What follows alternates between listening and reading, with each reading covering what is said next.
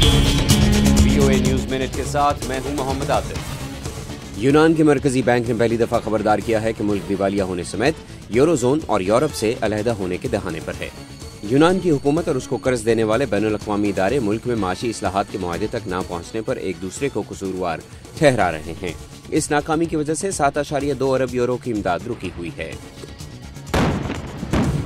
سعودی عرب کی سربراہی میں ہونے والے فضائی حملوں نے عام شہریوں کے ایک قافلے کو نشانہ بنایا جب وہ بدھ کو شمالی یمن میں جنگ زدہ علاقے سے نکل رہے تھے۔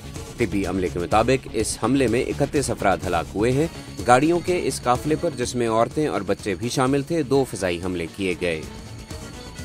اور روس نے بدھ کو نیٹو پر الزام لگایا ہے کہ وہ اس کی سرحدوں کی خلاف ورزی کر رہی ہے اور خطے میں طاقت کے توازن کو بدلنے کی کوشش میں ماسکو کو مجبور کر رہی ہے کہ وہ اپنی سیکیورٹی اور مفادات کی حفاظت کے لیے اقدامات کرے۔